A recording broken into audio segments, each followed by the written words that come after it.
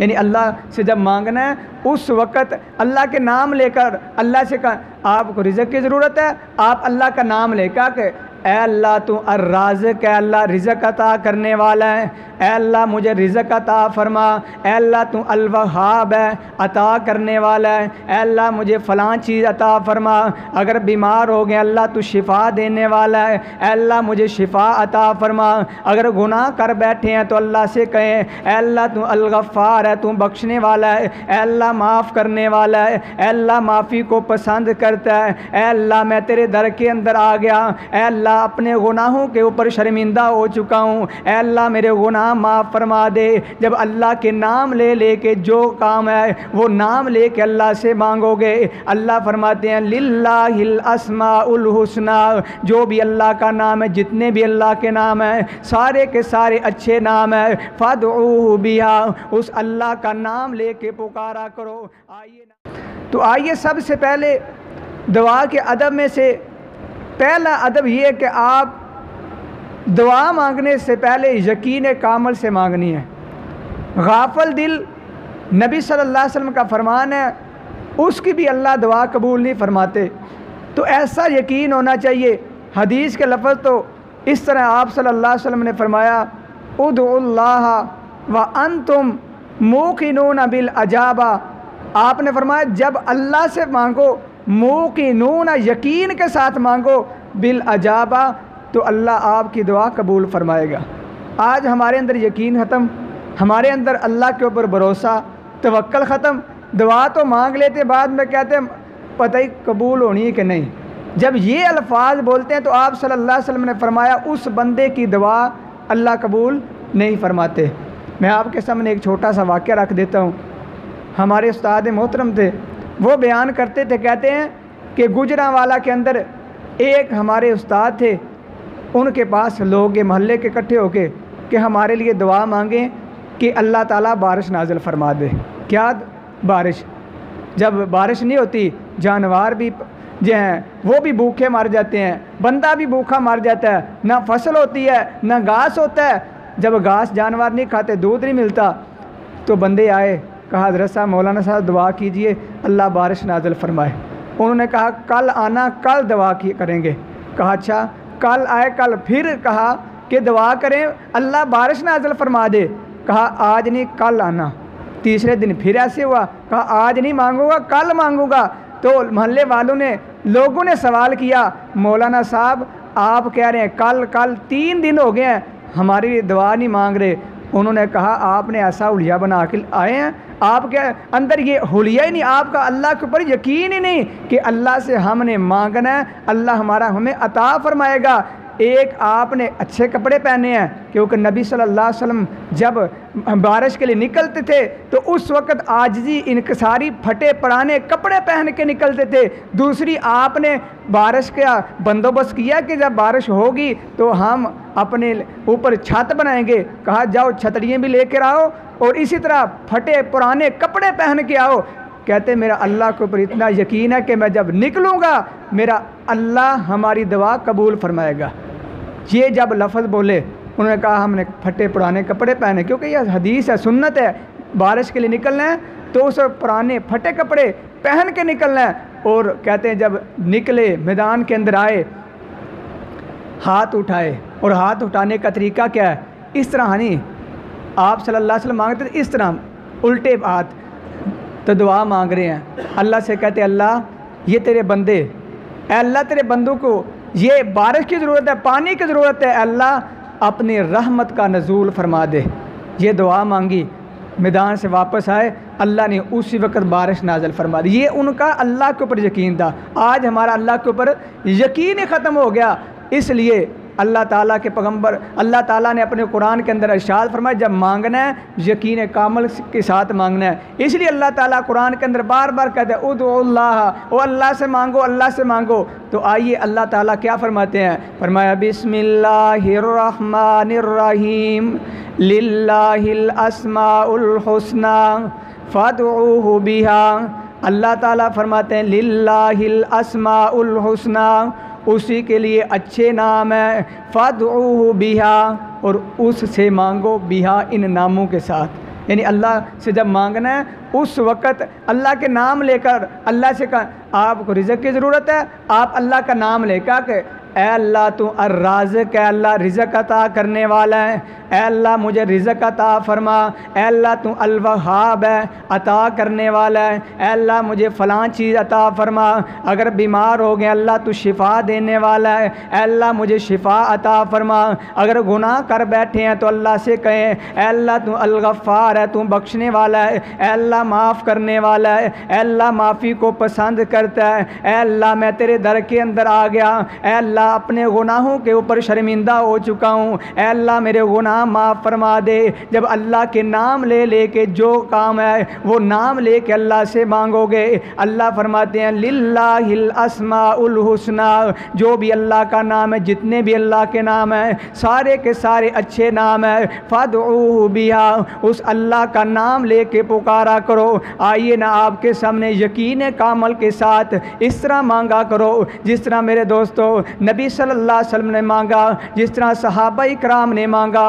और इससे आगे मैं चलना चाहता हूँ, रियाजुन नासिहीन किताब है, उसके अंदर एक आम बंदा है, आम बंदा उसका वाक़या लिखा हुआ है। एक आम बंदा, हम कहते हैं बड़ा वो लामा फ़लाँ फ़लाँ, कभी कभी आम बंदा भी हमें सबक दे देता है, हमें इससे नसीहत हासिल हो जाती है। वो क्या कहता है, अब्दुल्ला ताहर नाम खरसान इलाके के अंदर गवर्नर है, और क्या कहता है कि मैंने हुक्म दिया अपने सिपाहियों को, क्या करना है आपने, जो रात के अंदर जो मुसाफिर गुज़रे उनके लिए आसानी पैदा कर देनी है, जो हमारे रास्ते हैं उन्हें आसान कर देना है, किसी मुसाफिर के लिए परेशानी का सामना ना करना पड़े।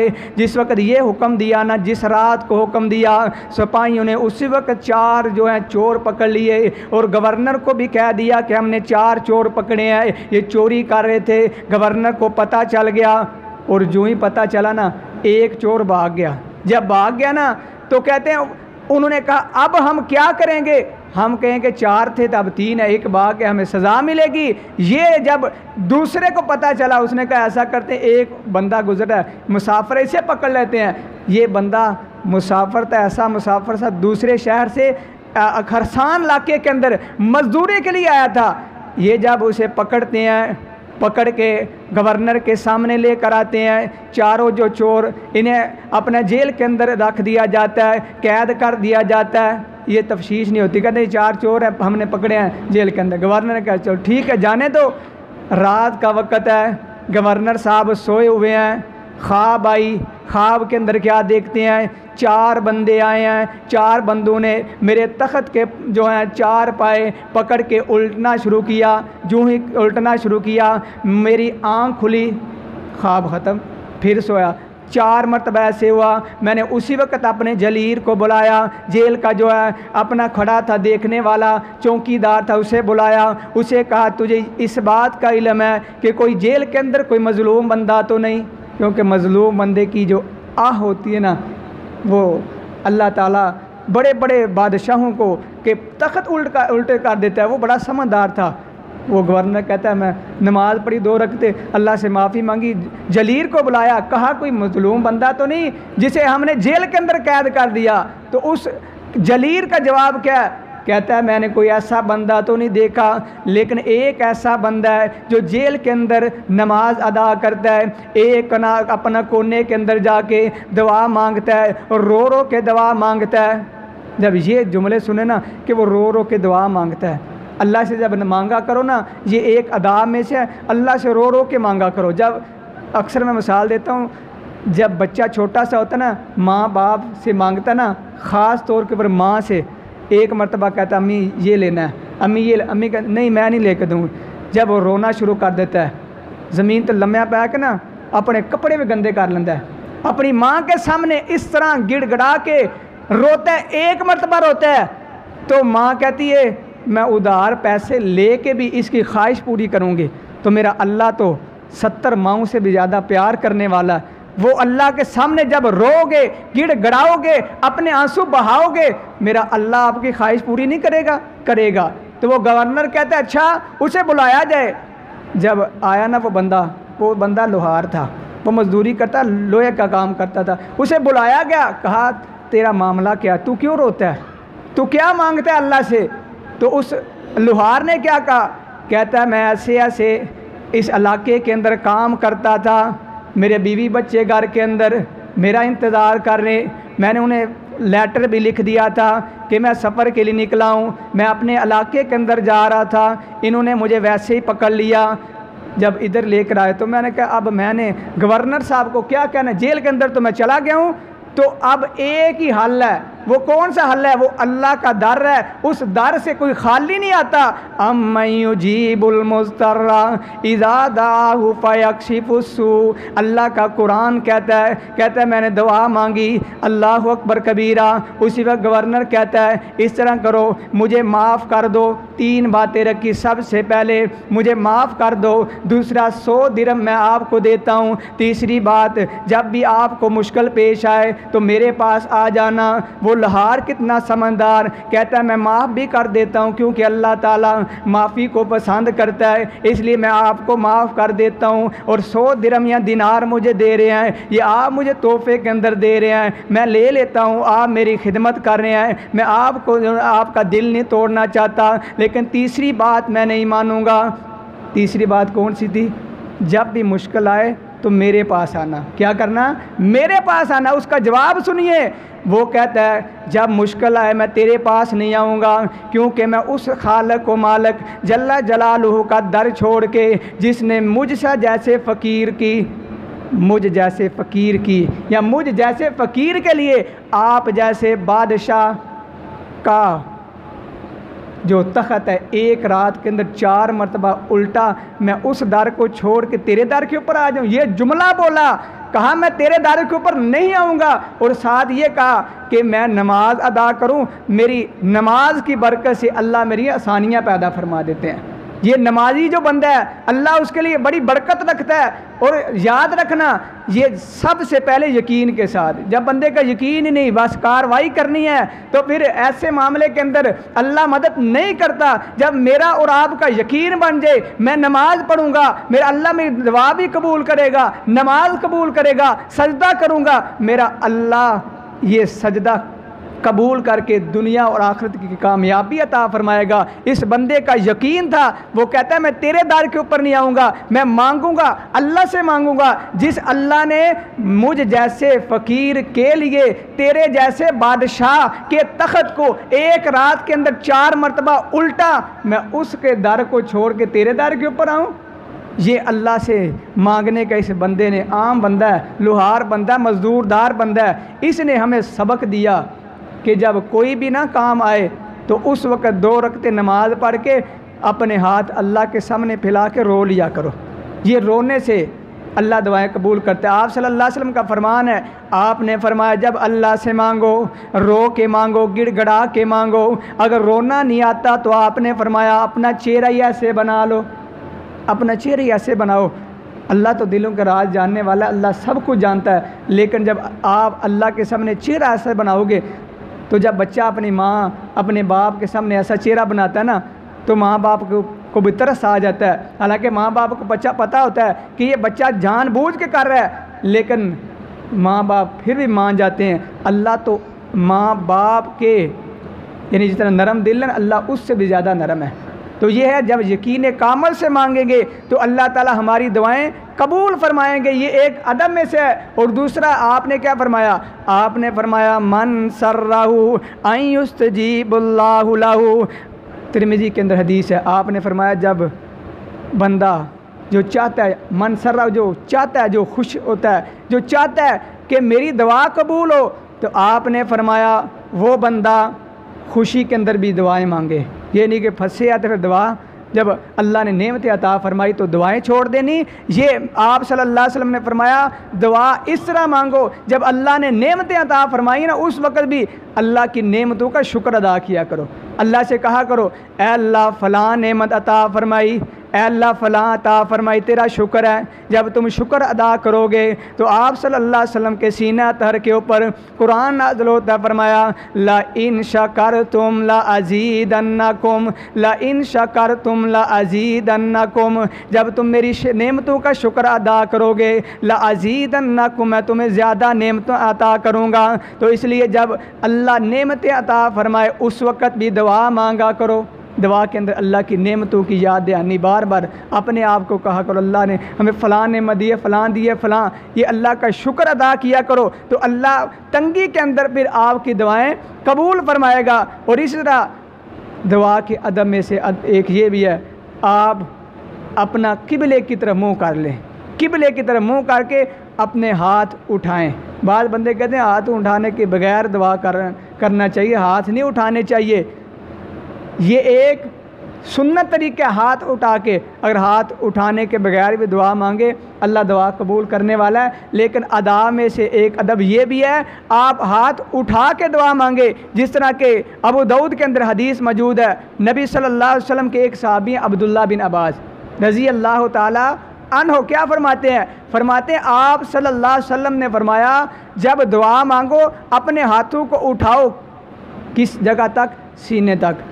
जब बारिश के लिए मांगनी है उल्टे हाथ, तो उस वक़्त सर तक। आप सल्लल्लाहु अलैहि वसल्लम की बगलों की सफ़ेदी नज़र आती थी। वो दुआ जब आप बारिश के लिए मांगते थे, वैसे आप जब दुआ मांगते सीने तक हाथ उठा के दुआ मांगो।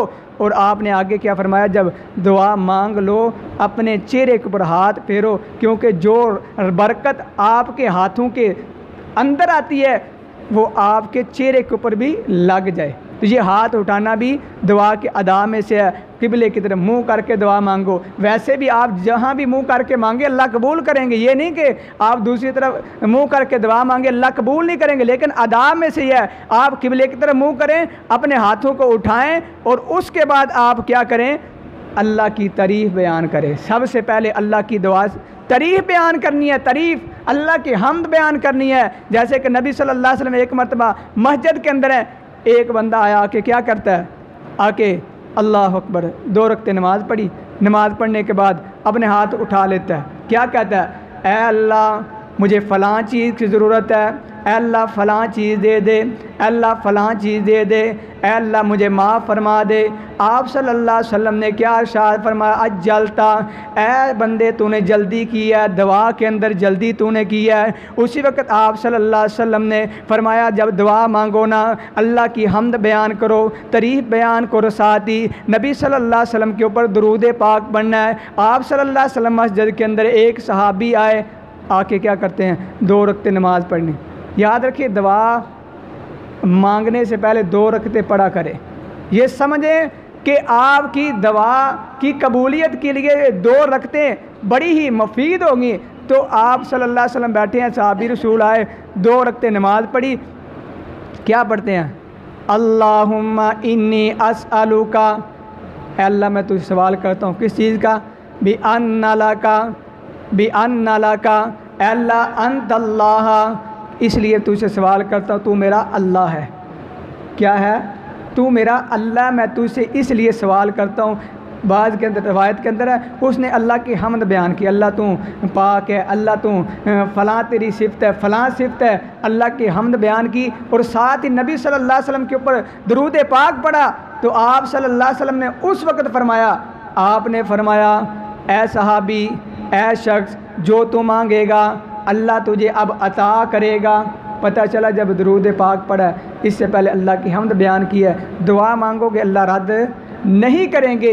इसलिए आप सल्लल्लाहु अलैहि वसल्लम ने इरशाद फरमाया, आपने फरमाया कि दुआ जो है कबूलियत के लिए दुरूद पाक पढ़ेंगे अल्लाह आपकी दुआ कबूल फरमाएंगे। और मैं तो इस से तरह कहता हूँ, आप जब दुआ मांगते हैं अव्वल भी दुरूद पढ़ें, आखिर भी दुरूद पढ़ें। इस तरह समझे ये दुरूद है, ये दुरूद है, दरमियान के अंदर दुआ है। ये दुआ अल्लाह के हुजूर पेश होगी, ये 2 दुरूदों के दरमियान एक लिफाफे के अंदर अल्लाह के यहाँ पेश होगी। अल्लाह ऐसी दुआ को रद्द नहीं करते। इसलिए कसरत से दुरूद पढ़ें।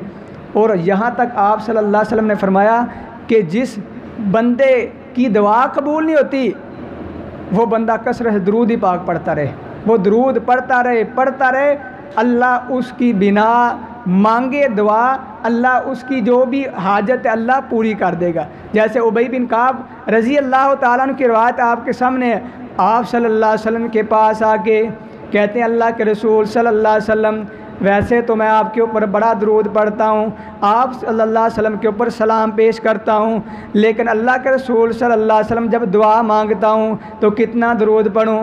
आप सल्लल्लाहु अलैहि वसल्लम ने उस वक्त फरमाया, जितना तेरा दिल चाहता है, क्योंकि किसी के ऊपर पाबंदी आप सल्लल्लाहु अलैहि वसल्लम ने नहीं लगाई, सख्ती दीन के अंदर तो है ही नहीं ना।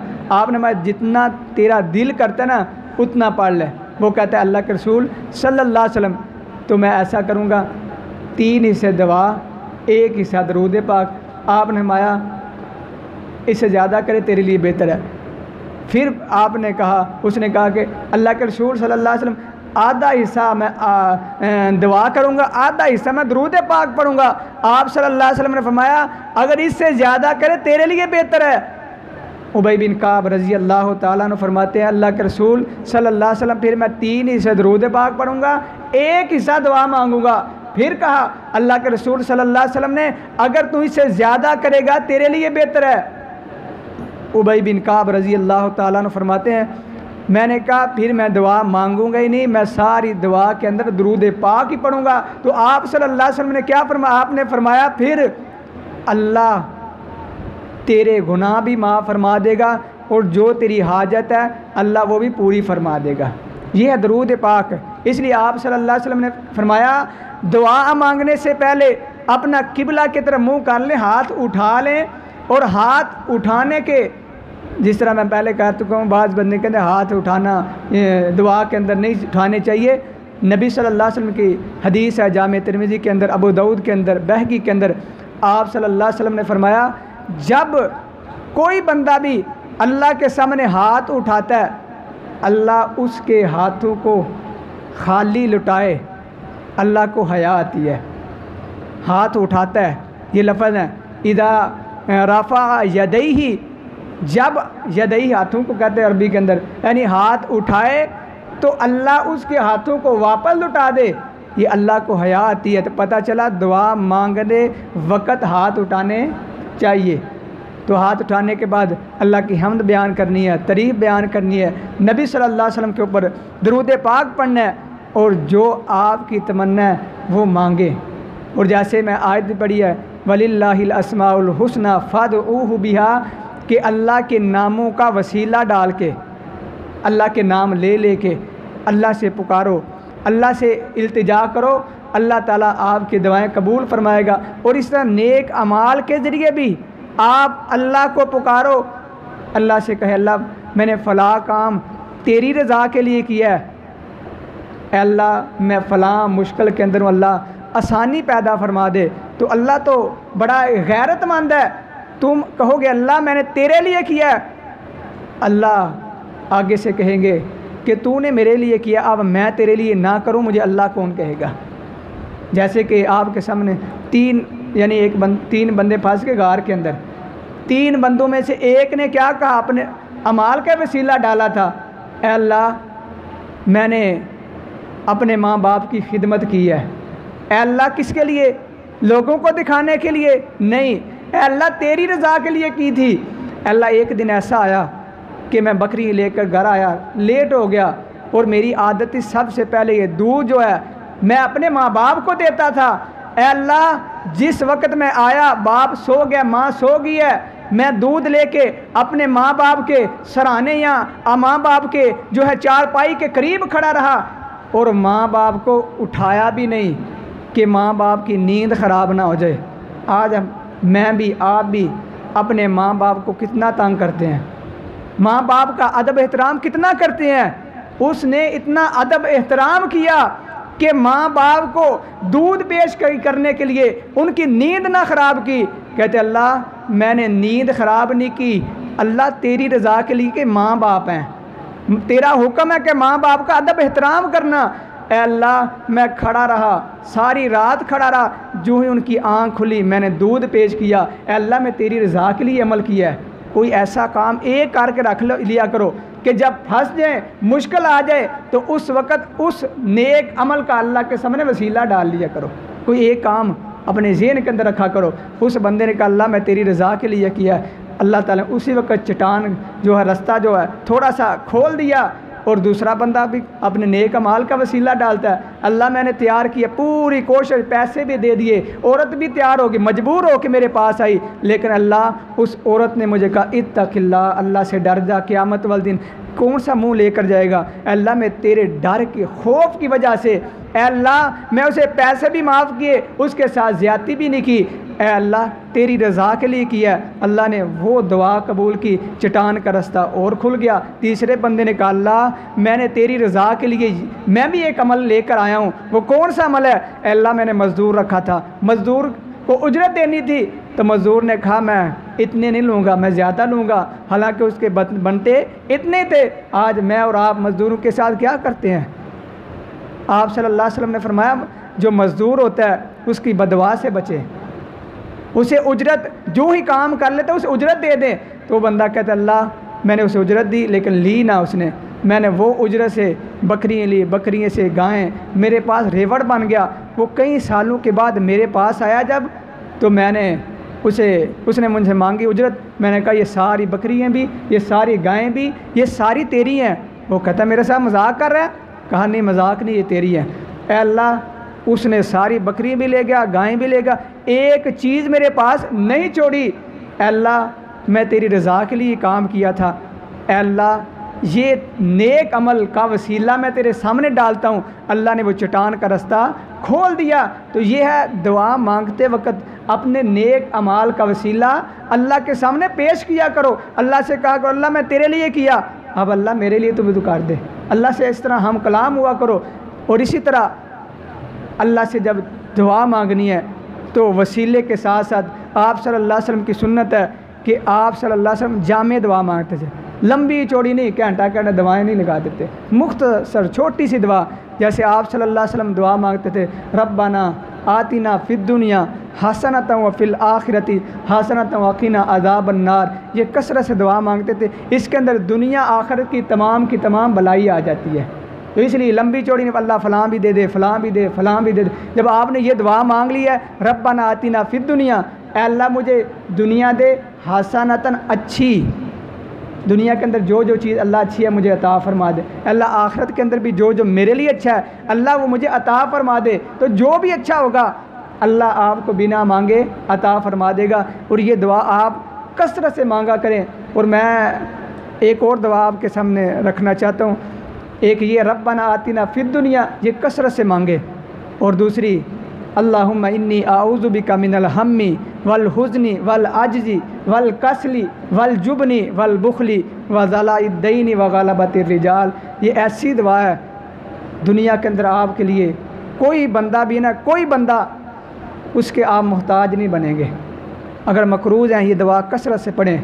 अल्लाहुम्मा इन्नी आऊज़ु बिका मिनल हम्मी, अल्लाह मैं तेरे पनाह में आता हूँ, मुझे अल्लाह गमों से बचा, परेशानियों से बचा, अल्लाह कर्ज़े से बचा, अल्लाह मेरे ऊपर कोई ऐसा बंदा मुसल्लत ना करे हो, यानी अल्लाह मेरे ऊपर ऐसा बंदा मुसल्लत ना हो जो मेरे ऊपर जुल्म करे। ये दुआ बंदा जो भी पढ़ता है कम से कम एक दिन के अंदर 3 मरतबा ये दुआ पढ़ लें, मेरा अल्लाह ताला आपके लिए दुनिया के अंदर भी आसानी पैदा फरमाएगा। और तीसरी दुआ ये है, आप किसी मरीज़ को देखें, किसी मर्ज़ के अंदर है, उस वक़्त भी मरीज़ को देखने वाली दुआ जो है वो पढ़ लिया करें। दुनिया के अंदर अल्लाह ताला आपके लिए आसानी पैदा फरमाएगा। रब्बना आतिना फिद दुनिया हसनतन व फिल आखिरती हसना और अल्लाहुम्मा इन्नी आऊज़ु बिका मिनल हम्मी वल हुज़्नी, ये मुकम्मल दुआ है। और इस तीसरी दुआ जो है, बीमार बंदा, मरीज़ बंदा है या कोई ऐसा बंदा है जो बहुत ज़्यादा उसको बीमारियाँ लग गई हैं या टांग कटी है या उसके हाथ कटा है, उसको दे के अल्हम्दुलिल्लाहिल्लज़ी आफ़ानी मिम्मा बतला का हाज़ा फ़ज़्ज़लनी अला कसीर मिम्मन खलक़ तफ़ज़ीला। इसका माना ये है अल्लाह तेरा शुक्र है अल्लाह इसका हाथ कटा, अल्लाह मुझे हाथ तो दिए ना। जब ये आप अल्लाह की नेमतों का शुक्र अदा करोगे तो फिर अल्लाह आपको नेमतें कम नहीं, अल्लाह ज़्यादा करेगा। आपने किसी का पाँव काटा देखा, उस वक्त अल्हम्दुलिल्लाहिल्लज़ी आफ़ानी मिम्मा बतला का हाजा, अल्लाह इस तकलीफ़ से मुझे बचाया, हाजा फ़ज़्ज़लनी अला कसीर मिम्मन खाला का तफ़ज़ीला, अल्लाह तूने सारे लोगों में मुझे अपना क्या दिया, फजीलत दी है। ये अल्लाह का शुक्र तुम अदा करोगे। 3 दुआएं कसरत से पढ़ो, मेरा अल्लाह आपके लिए दुनिया के लिए अंदर आसानी पैदा फरमाएगा। व आखिर दवाना अनिल हम्दुलिल्लाहि रब्बिल